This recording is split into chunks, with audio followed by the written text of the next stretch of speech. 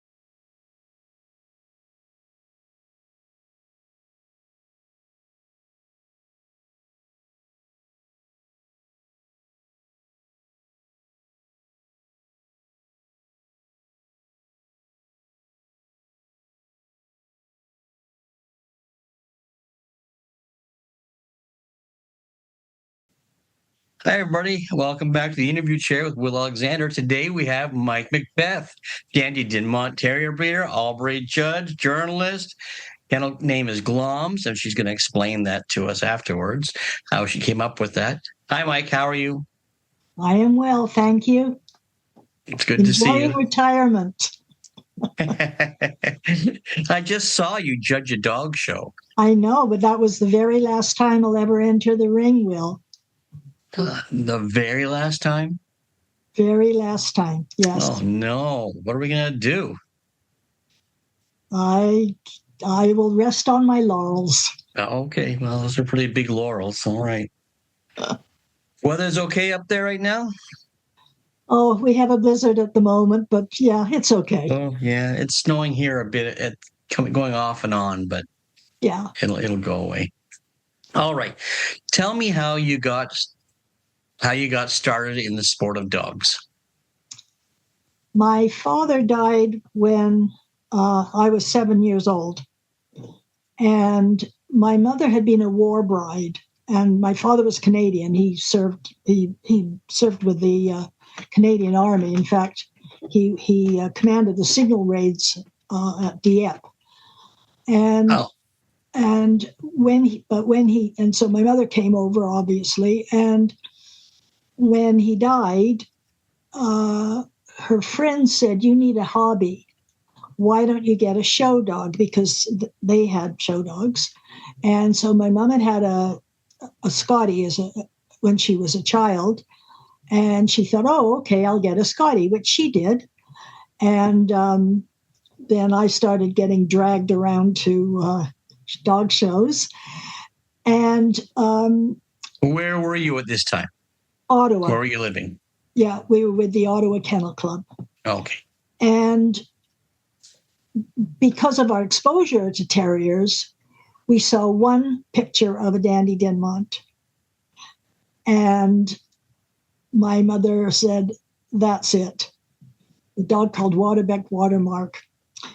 And anyway, we all went back to England, and we were there for 4 years. The day after we got off the boat, we bought our first Dandy. And at that time, the kennels were huge. There were over 100 Dandies in the Belmead kennels where we bought our first Dandy. And we stayed in England for 4 years. My mom bred 2 litters there. And then decided that Canada was a better place to raise her children. And so we came back with a horse, a budgie, and a couple of Dandies. And we moved to Toronto at that point. And where'd you go from there? So you have the Dandies in Toronto now. You have so to start coming to Toronto. We have a Dandy. We found out that there was another Dandy in the area because people didn't know the breed at all, but we found out there was another Dandy. Excuse me for a moment. What year was this? What year was this? Approximately. We came back. We came back to Canada in 1958. Okay. So somewhere around 1960, maybe, Okay. my mother bred one litter of puppies, and then we just had that one Dandy. We didn't keep any of the puppies. When she died, our foundation bitch, I flew to Pennsylvania, which was the closest place that had Dandies. And the Dandies down in the States did not look like the Dandies that I had seen, even though I was really young. I guess I had an eye for a dog. I hope I did. And so they didn't really look right. And so we phoned England and we imported a bitch, and then got another bitch. And then we found, oddly enough, one of the puppies from that original litter that we had in Toronto. And that sort of was the start, because at the same time, I used to have racehorses, and we had purchased a property, a 50-acre property, the one I'm sitting here right now. There was no house, but there was a 12-stall thoroughbred barn. And so I moved into the barn with the dogs, and while the house was being built, and again, this was just... How old were you at this time? Oh, I suppose. Well, the house was finished in 1970. How old was I? You don't want to know how old I was. You just want to know what trying to put a it was. timeline onto it. Anyway, and then but then, of course, 50 acres, lots and lots of room to have dogs. We built a kennel, and I imported several top English champions, and the dogs were miserable. They hated being in a kennel. Dandies are not kennel dogs. They have to be loved and held and cuddled. They're not like other terriers. And so I closed up the kennel, and I started to rely on my Dandy owners to help me out. And if I had any talent in the world, it was persuading my Dandy owners that the perpetuation of the breed was important. And so I have kept 5 bloodlines going. I live with 3 dogs, but just with the help of my owners, I would borrow a female, and she'd have a litter of puppies. And usually the owners would like to have the puppies back when the bitch was all bonded with the puppies and everything was okay. The males I only needed for 20 minutes, as you know. And that's how it started. I would go to England every year, and my mentors, I had 3 mentors with 150 years of breeding between them. And they would share their top dogs with me. Once they had had enough of their line, they would share their dogs with me. So I started with the best. And in England, the smart way. Excuse me again. Who were your mentors? I'm sure I won't know them, but some of the listeners will. Well, the woman who was the main person at Bellamy Kennels was a lady called Gertie Saunders. How did you meet her? Pardon? How did you meet her? Through correspondence, or? No. She knew us from when we bought our original Dandy from there. Okay. Then Phyllis Salisbury of Salismore Kennels, who was the doyen of the breed. She and I've heard of her. Yeah, we just became very good friends, and she shared, a number of dogs with me. And the third one was Peggy Hume. Mrs. Hume was from Hendel Kennels, and she bred 35 English champions. She holds the record for that. And Of course, there was quarantine at the time, so I would just go over with pictures and pedigrees And they would say, and I'd say, I'm thinking of breeding this to this. And they go, no, my dear, you don't do that. You have to breed this one. Remember, he had very thick ears or something, And so they helped me.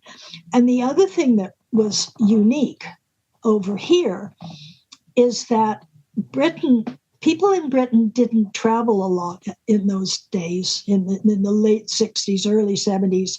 So the Scottish dogs were bred in Scotland, and the English dogs, especially the ones in the south of England, they all were bred back and forth to each other. The Scottish dogs had magnificent heads and crummy bodies. The ones in the south had okay heads, but beautiful bodies. And I was fortunate enough to breed a Scottish dog to an English dog. And that's how I got my very first Best in Show winner. Well, when did you come up with the kennel name Gloms, or you and your mother? Oh, well, that was back in Ottawa when she decided that she was going to get into dogs, because we did have a couple of Scotty litters as well in those days. We also bred Bassets for a while in England. Oh, I didn't know Bassets. Yeah. Wow. Yeah, they go very well with dandies. I guess I can see that, yeah. So how did we come up with Gloms? Well, again, the Macbeth's castle is called Gloms, but it's spelled Glamis. And my mother did not want it mispronounced, because it's pronounced Gloms, as many Scottish words are pronounced differently to the way they're spelled. And so she spelled it phonetically. And we registered Gloms with the Canadian Kennel Club. And then when we went to England, registered it with the English Kennel Club as well. The name Gloms has been around for a long time then. A very long time, yeah. Okay, carry on. I'm sorry for interrupting you. Sorry. We were talking, I know, we were talking about your mentors when I interrupted you to ask about Gloms. Well, basically, they saved me, 3-4 generations of mistakes. The old British breeders had an ability to describe a dog to you in such detail that you could see it. You could really form a picture of that dog because of the way they would describe it. And so they taught me basically how to not only read a pedigree, because reading a pedigree is a talent, and they taught me who were those dogs behind my dogs in my dogs' pedigrees. And that was really very helpful. And as a result, if I can boast, I produced 3 world champions, and I bred a dog that when quarantine finally was lifted in 2003, took a dog to Britain, became the very first dog from North America to win a breed show. He then went to Italy and was Best in Show 3 at Turin. We came back 2004. He won the Terrier Group at Windsor, which next to Crufts is the most important dog show in Britain. Took him to the World Show. He won Best in Show for the first day of the World Show in Buenos Aires. That was the World Show that had the bombing, or quote bombing. It's been quite a dramatic life. It sounds like it. That's not boasting. I asked, so. Well, not just Buenos Aires. It wasn't really a bomb as much as it was a smoke bomb, but it still caused a lot of havoc. Let's see, in South Africa, I was there during apartheid, and my host went out and was told that there was someone trespassing, and he went out and shot the man, and then we went to dinner. Let's see, Australia. I was kidnapped by a drunken Australian. You were kidnapped? Only briefly. He was taking me somewhere in his car, and I screamed sufficiently loudly that I was allowed to leave. The worst moment judging, the worst moment was going to Milan, fashion capital of the world. It took me a year to figure out what was I going to wear, and they lost my luggage. Oh. Anyway, those were my dramatic moments. So I'm going to go back to Toronto. Okay. Where you're still, but how did you get introduced to Toronto dog shows with your dandies, and how did that go? Which back when you've just moved, you've been from Ottawa, you went to England, then you came back and you have your dogs in Toronto. Well, no. Well, we came back to Toronto briefly, but when we bought the property up here north of Toronto, that's really when the breeding started, and that's when I started going to shows a lot more. Yeah. Okay. And then judging. When did you start judging, Mike? I started in, I think my very first assignment was 1979. There was a judge who most people will have forgotten, a terrier judge called Tommy Joel. Oh, I know Tommy, yes. He was a friend of my mother's, and Tommy came to the house and sat me down for my very first sanctioned show assignment, and went through all the terriers with me and went over everything and pushed and made me learn. And he was good enough. He was a famous all-breed judge at the time, and he was good enough to come to the sanction match and watch me. And just before I started judging, I went up to him and I said, "Well, Tommy, have you got any last-minute ideas or suggestions?" And he said, "Be fast." So I went and I roared through the dogs, and I was as quick as I could be. And I came back and I said, "What did you think?" And he said, "Not fast enough." Oh, wow.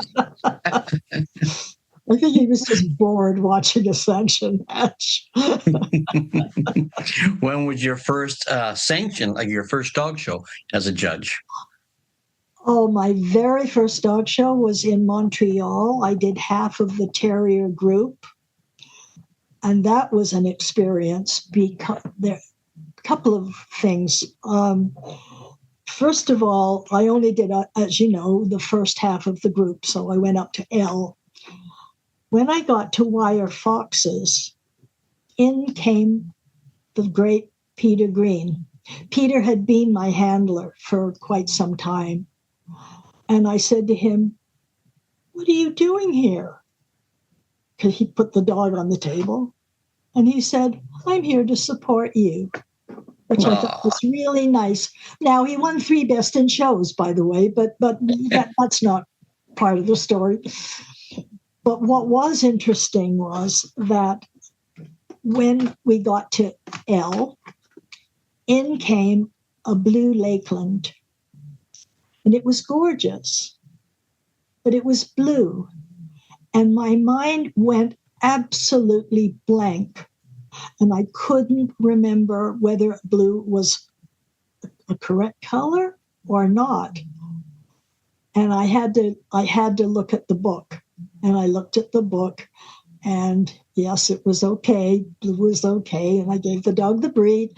And I was observed, of course. And then the gentleman who observed me said, "You were right to check your book." So, do you remember which wire dog it was that Peter had, or no? Well, I can tell you what one it wasn't.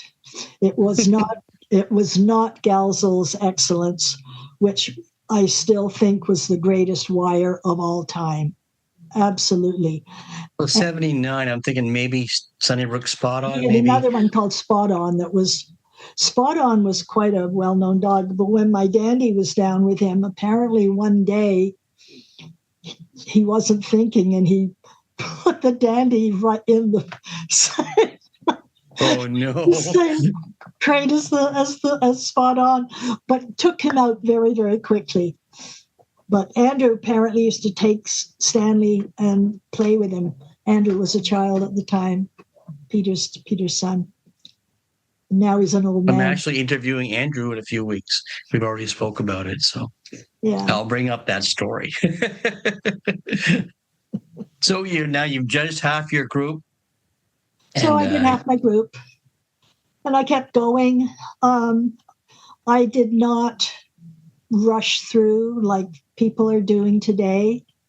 I think that those of us who are older and had the opportunity to see the big kennels and have an opportunity to see great dogs, I think that was an advantage. A lot of the young judges today, how many really great dogs have they seen? How many times, of all the years that I have been in Dandy Dinmonts, I've only ever had 2 judges come here and say, "Would you teach me dandies?" So the young people, I don't think are as anxious to learn as much as they are to travel. And as you well know, traveling is the worst part of judging. Oh, I had to recover all day Monday. I didn't want to do anything. Yeah. And it's also, I hate to say it, we're in the era of just the box checkers. So when you have a series of seminars, they go and they sit there and they're not, half of them aren't listening. When I explain I always trying to explain to my friends and partners and what they question judging all the time. I said, we need to educate our judges. I tell them the education is out there. It's up to them. It really is. Like, it's up to the student. So it's true. They end up coming to those seminars and as long as they, oh, Miss MacBeth, can you just check this, sign this sheet? And they're done, without actually learning. There are a number of reasons that I stopped judging, but one of the reasons was that the game has changed so much. And instead of relying on quality dogs, now we just have advertised dogs. And the judges who don't know get online ahead of time and double check who won the day before, which is unconscionable as far as I'm concerned. Oh, I agree. We were talking about that earlier. Actually, Yvonne and I, about before any of this, we didn't know who was top dog coming into the last. You didn't know. You had, unfortunately, what you had to do was judge the dogs. And I'll tell you something. I had a mentor who was a terrier breeder from New Zealand. He taught me a lot about dogs. But the one thing he said to me was, and it's 3 words, and he said, remember these 3 words: find the dog. It doesn't matter who owns the dog. It doesn't matter who's handling the dog. It doesn't matter that this dog, if you put it up, you'll get an assignment somewhere. Or if you put this dog up, well, it's got so many points and it's that much ahead of the others. No, find the dog. Yeah. That's why I liked judging internationally, because I didn't know who any of the dogs were. I just was forced to find the dog. Find the dog. Yeah. So you've judged everywhere. Yeah. Can you tell me some of the dogs that have made impact on you? And obviously you won't see the dogs that are being campaigned now because you haven't been judging them, but dogs that made an impact on you over the years that you wished you could have been involved with, or you wished you could have judged, or even had judged. Well, I've only judged 2 dogs that I would have done anything to own. Galzel's Excellence is not one of them, although he is a dog that I remember. No, I don't think any dog, any wire fox terrier ever will have a head like that dog. He was amazing. But the best dog I ever saw, the most perfect dog I ever saw, was Mick, Torrance Scarf Markle, the Kerry Blue. He was, in fact, the year he was at Westminster one year, and he won the group, but he didn't win Best in Show. And I don't think anybody should ever, any judge ever, could find anything better than that dog. And I actually was with some friends, and I promised, I said, if he does not win next year, I am quitting. I'm absolutely quitting, because he deserved it.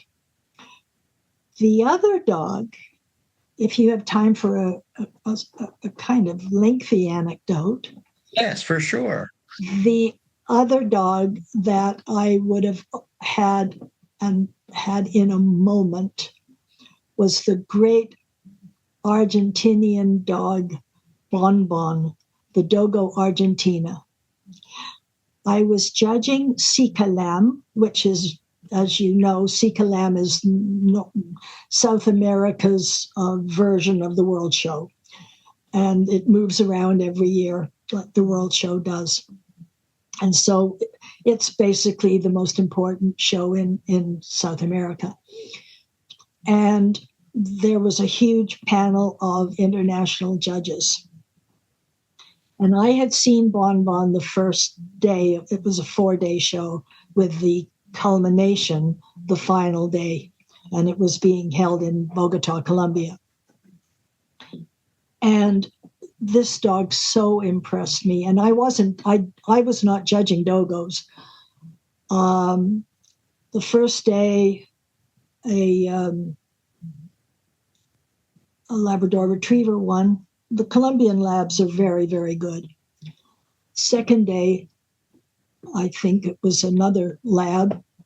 Third day, if I remember correctly, might have been a Whippet. But the fourth day was the big show. And the fourth day, I was doing the sporting group. And in came a Chesapeake Bay Retriever, that the likes of which I'd never seen. It was glorious, absolutely glorious. And I gave it the breed and the group.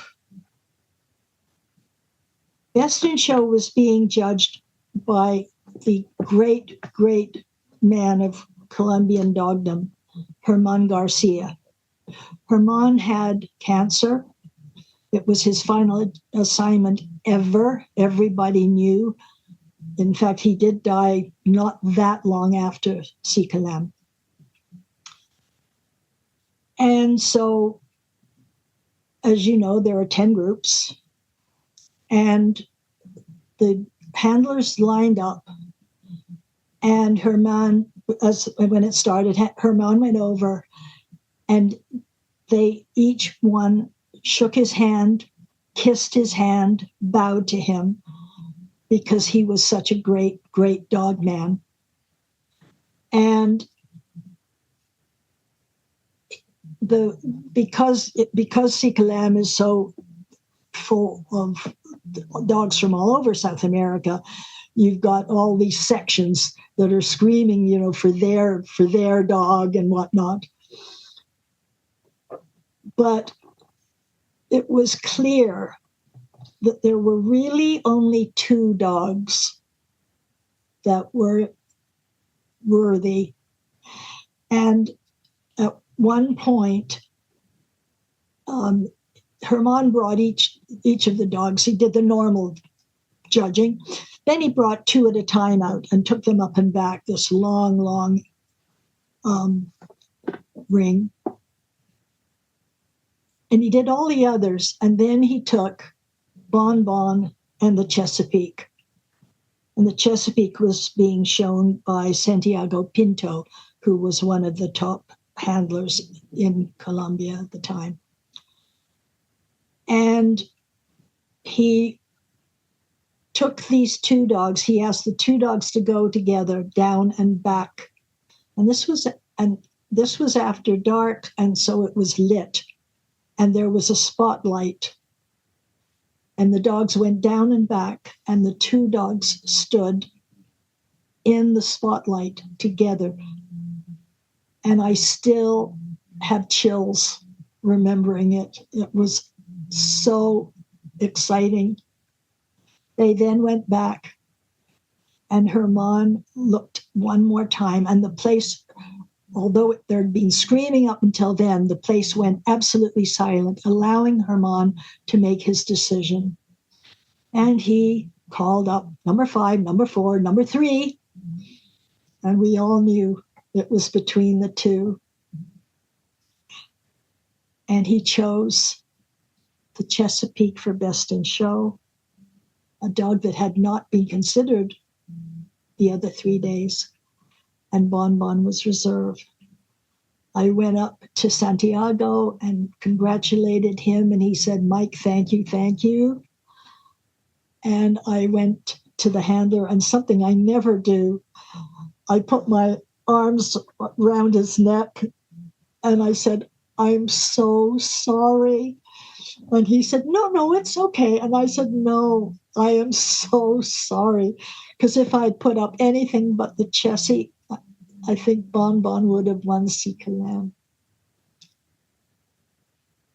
And of course, he was the reason for the bombing at the World Show in 2005. He was the reason? Yeah, the bombing was because in Colombia, I'm sorry, in wrong country, in Argentina, there are 2 types of dogos. And the people who liked the one type did not like Bon Bon at all, because he was this other type, bigger, stronger, more masculine, more magnificent, in my opinion, but whatever.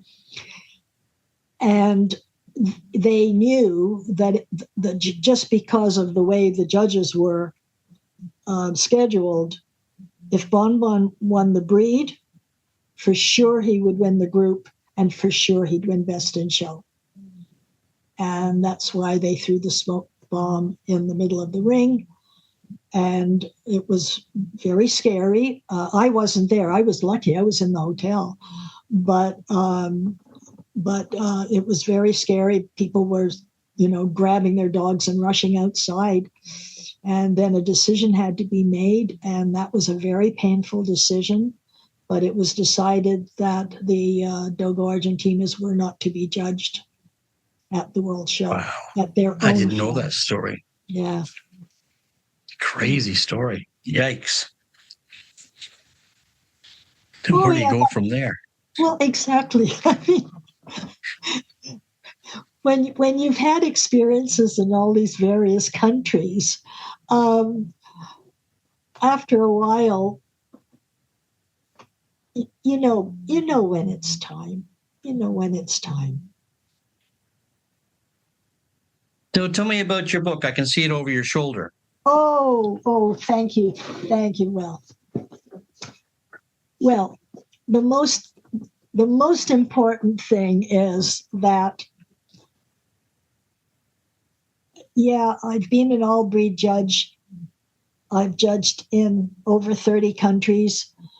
I've only ever not been invited back to one country, and that was Bermuda. But I've been lucky enough that I've always been invited back, so I guess that was okay. The countries that I really enjoyed, I can't go back to: Russia, China, Venezuela. Beautiful dogs, just wonderful countries. But again, and most people, I don't think people even know me, because most of my judging was international. I hardly ever judged in Canada. And very much like my friend Jeannie Line, I almost never judged in Ontario. There was, I got you maybe once a year or once every 2 years. So it I was. used to do it. Usually I would do it either once a year if it was a particular show, or if somebody got sick and they needed a substitute or something. But if you know everybody, it's as you well know, it's really hard when you know everybody. You do exactly what you plan to do and what you think is right, but that doesn't necessarily go with your friends. Anyway, And it doesn't make it easier, though, does it? no. But anyway, I don't want to be remembered as a judge. I want to be remembered as a Dandy Dinmont breeder, someone who has dedicated her entire life to this breed. Keep in mind that the situation with the breed is we're desperate. 5, 6, 7 years ago, 300 were born worldwide. Now we're down to about 250 being born worldwide. Last year in Britain, the ancestral home of the dandy, where most of the dandies in the world exist, there were 66 puppies born in all of Britain. America has around 35 a year. If we are lucky in Canada, if we're lucky, we would have maybe 10 dandies. This year in Britain, the statistics are they've only got 3/4 of the year, but they're already behind the number 66 from last year. Yes. It's terrifying. My breed is going to be disappearing unless somebody starts to do something. And I will tell you in a minute that something is going to happen, but maybe we can get to that in a minute. But anyway, the Dandy Dinmont has been around forever. It's the first named terrier. I think most people know it was named after a character in a Sir Walter Scott novel. The character's name was Dandy Dinmont, and he had 6 of these dogs. Sir Walter Scott obviously knew the breed, or why else would he be writing about them? Right. They weren't called Dandy Dinmonts at the time, obviously, but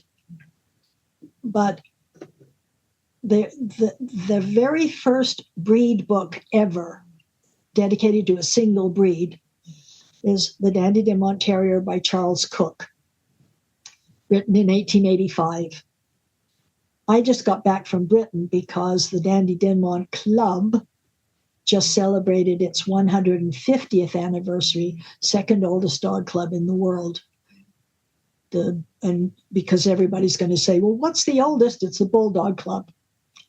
Except the Bulldog Club disbanded for a brief time, and we didn't. And so the Dandy Club is the oldest continuing dog club in the world. And we just had a big celebration a week ago at the Royal Kennel Club, celebrating the breed. Anyway, as I said, Charles Cook wrote this book on the dandy, in which there are errors.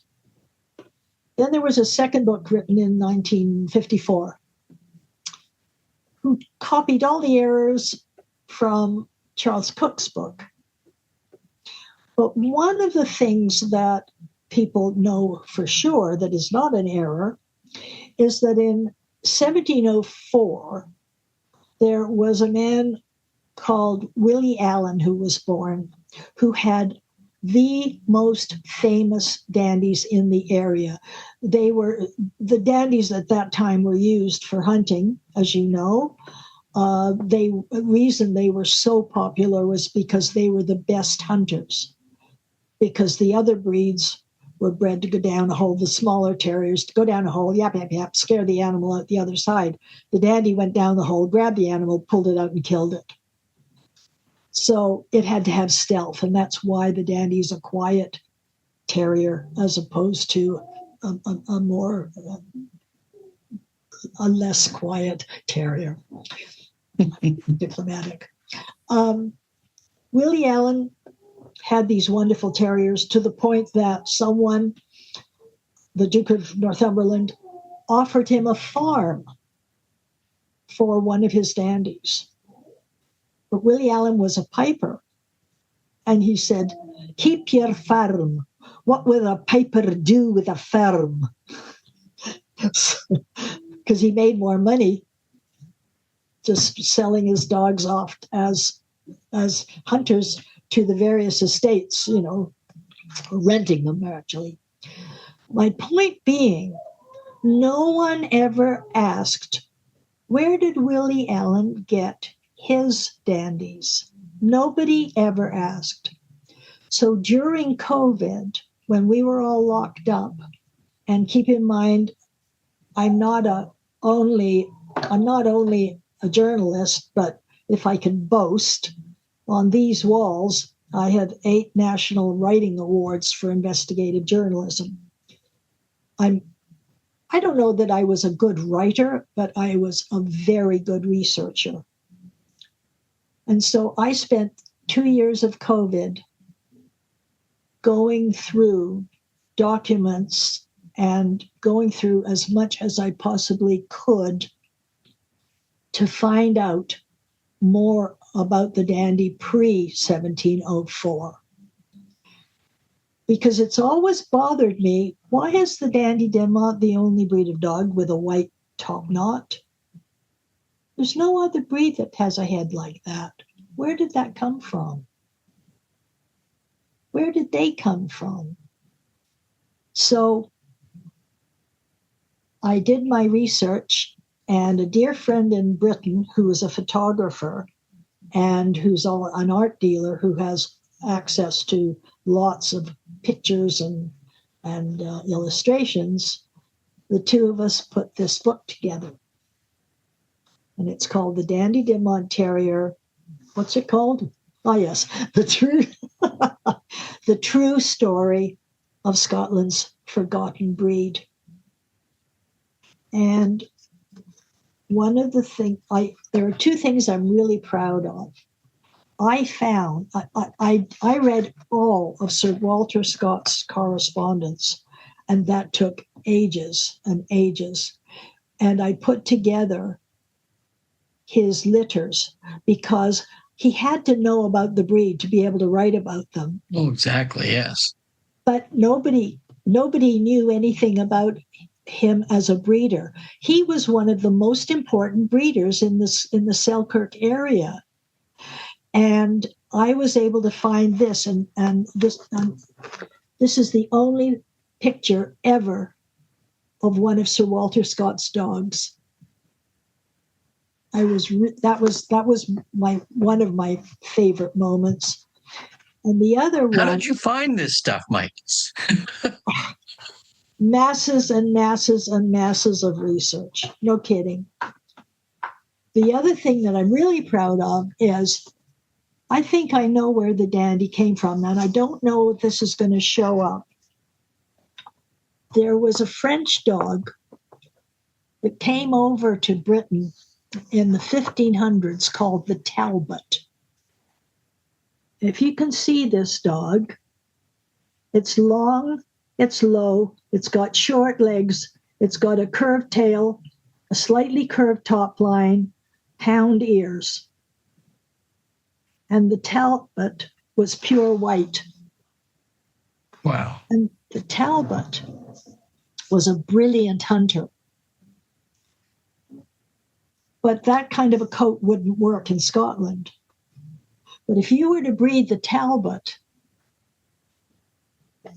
long and low, short-legged, curved back, hound ears, it's got a big skull, breed that dog to one of the local dogs, terrier types with a wiry coat, you just might get a Dandy Dinmont. Yeah. And up until the mid-1800s, there were many, many white puppies born in litters. And just like the old boxer, white boxer, they would be put down. And after I finished this book, at Buccleuch Castle, the Duke of Buccleuch is one of the important members of the dandy community. They found in the attic a painting that was done of the wife of the fifth Duke of Buccleuch, of her dog, and it's a white dandy. And I suspect that perhaps she went down to the kennel and saw these puppies and said, "Oh, I like that one." And they probably said, no, it's going to be put down today. And she probably said, "Oh, no, it won't." And it became her special pet. But it's not in the book because I got that information afterwards. No, please don't do it, please. How does somebody get your book, Mike? Pardon? Well, it's available. It's available through a company called Blurb, BLURB. And we deliberately went to that company because it's one of those companies that will print just one if you only want one. We launched it in 2022. We had over 400 copies that sold out within a week.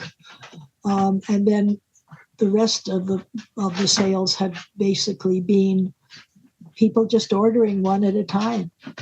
Now, is that a website as well? Blurb, yeah, blurb.com. I'll get that information from you, and I'll make sure it gets on the screen then. Oh, well, thank you. Yeah. I don't make hardly any money out of it, so. No, but I want a copy, so I want to know how to get one. Well, the thing I'm really proud of is that David Cavell, who is the publisher of Our Dogs, the newspaper, the number one newspaper in Britain, reviewed it and said that it was the best breed book he had ever read. I'm really proud of that. That is something, yes. Yeah. Wow.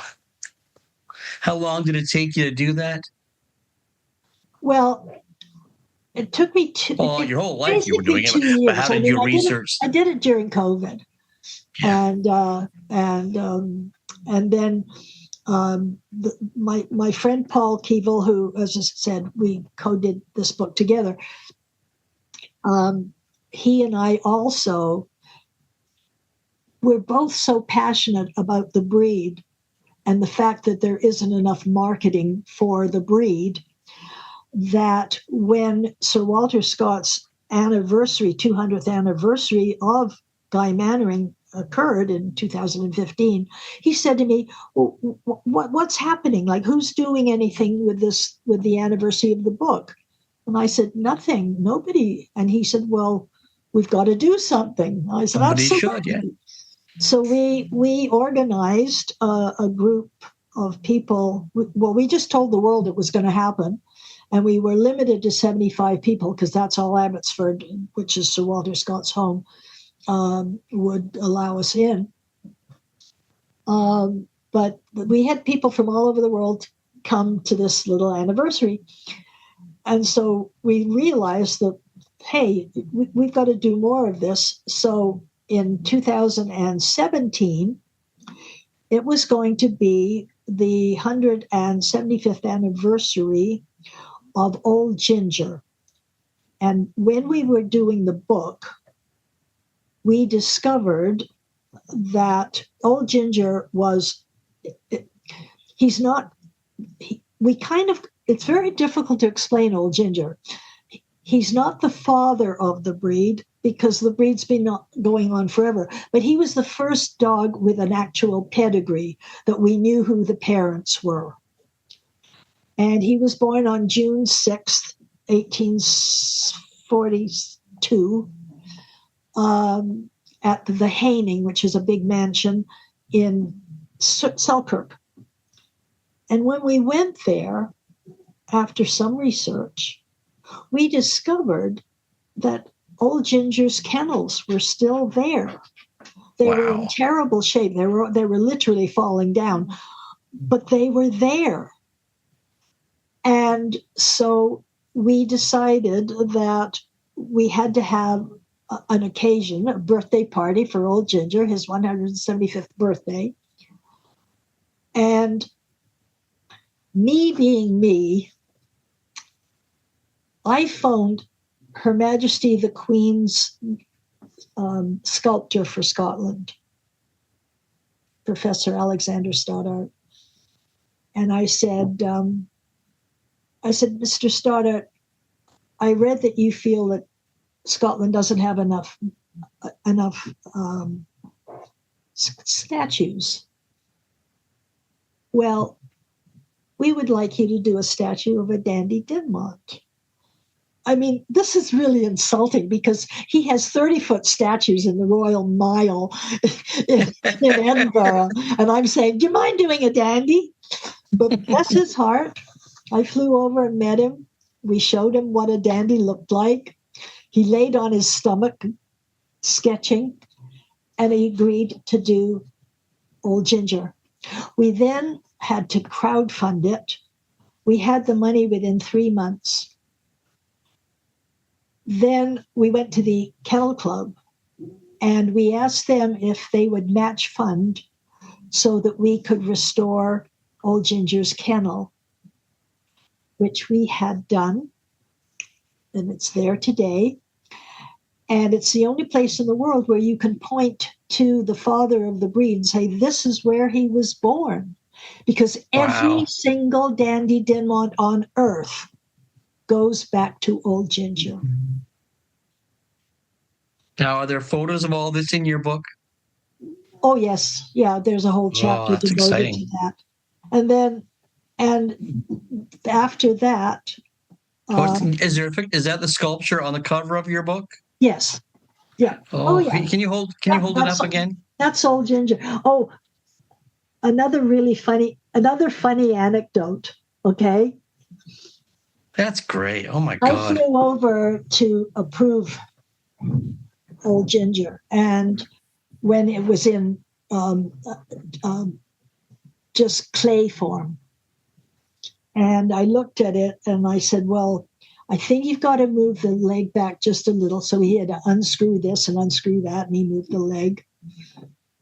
And we wanted Old Ginger to look like an old dandy, an old-fashioned dandy, but to be to feel like all dandies looked like him, so that people would recognize their own dog in Old Ginger. Mm-hmm. And he said, well, are you ready to approve it? And I said, may I touch him? And he said, yeah, okay.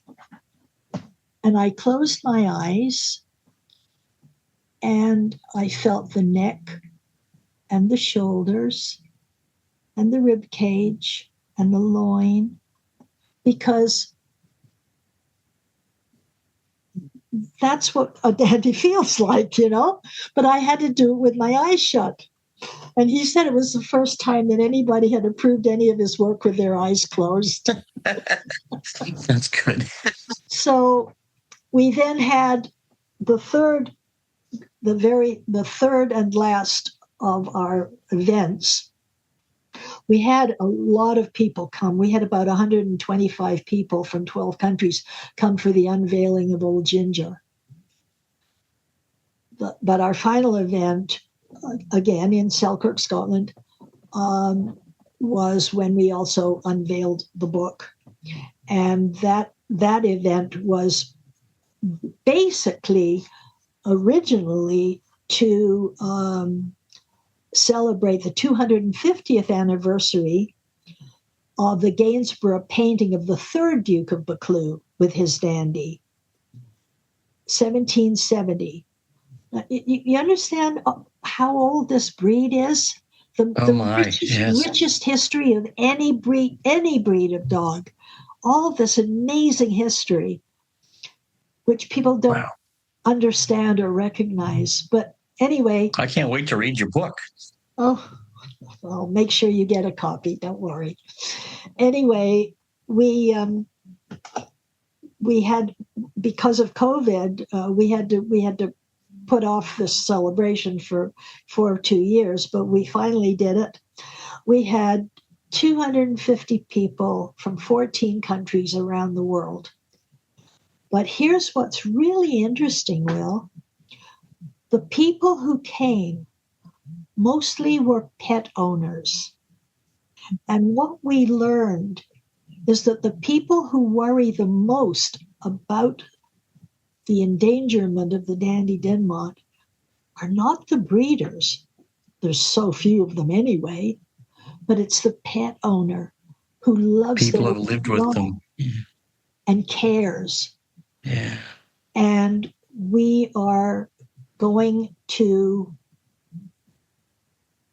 use that passion. Would you like me to make a worldwide announcement that people don't know about? Remember the number 22. No, I'm sorry, wrong. Remember the number 6626. 6626. June 6th, 2026, we are organizing a worldwide Dandy Dinmont Day. And we are going to have Dandy Dinmonts literally everywhere there are small numbers of dandies are going to come out simultaneously according to the change in time zones. But we are going to organize that the Dandy Dinmont is going to be seen by as many people worldwide as possible. And I have people in many different countries that are all getting their organizing ready for 6626. I wrote it down. I'll have to be there somehow. Well, we're going to have one here. So there'll be one.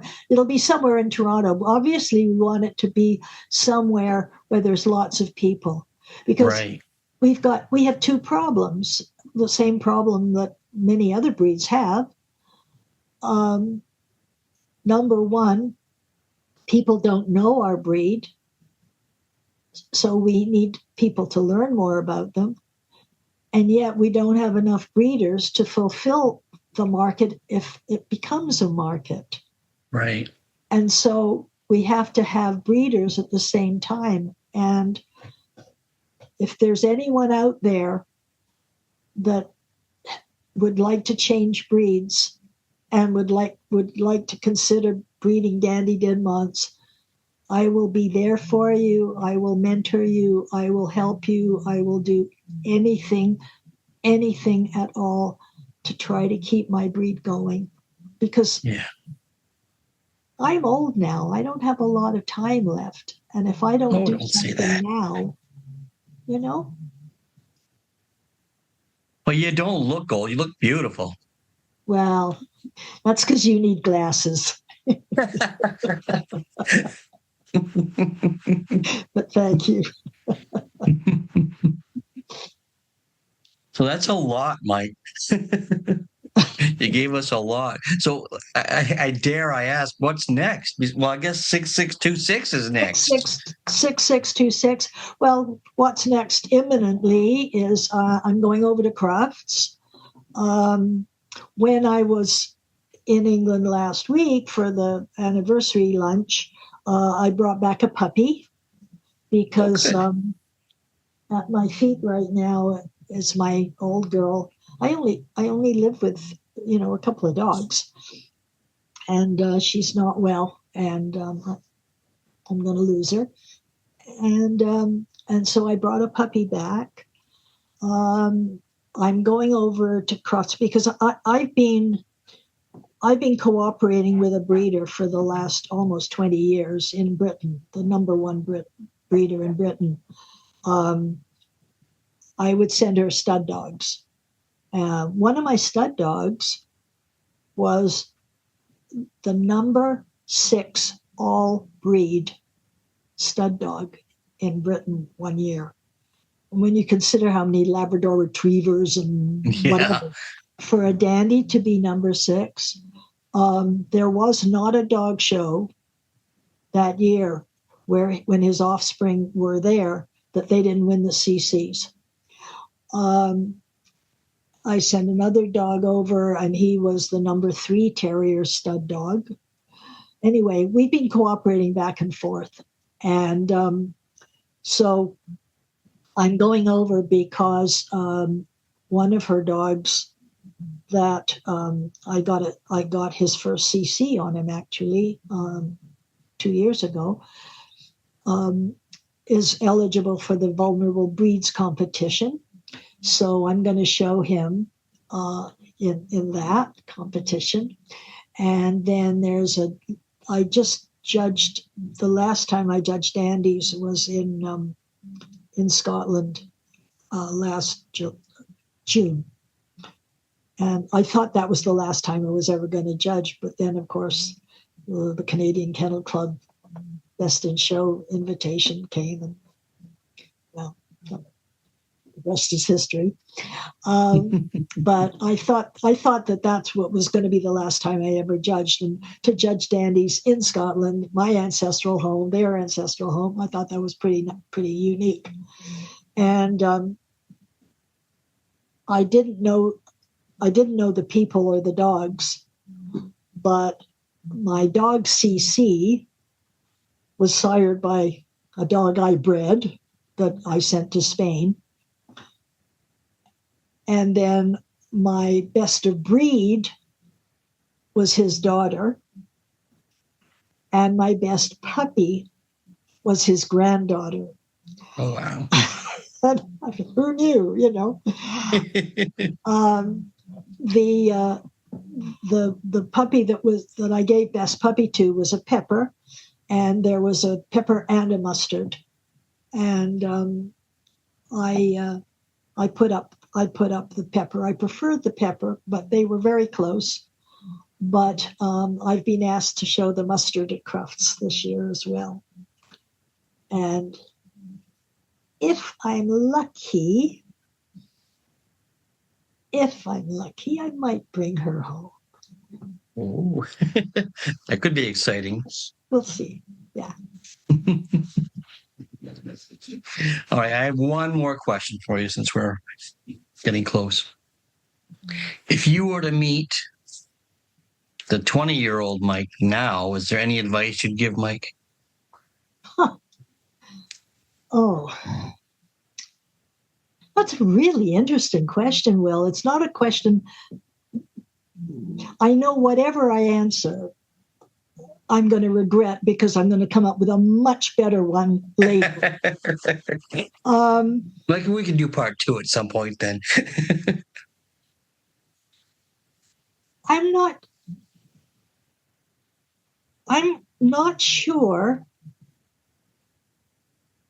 I would have any advice for the 20-year-old Mike, because truly, I'm not sure that I've changed that much.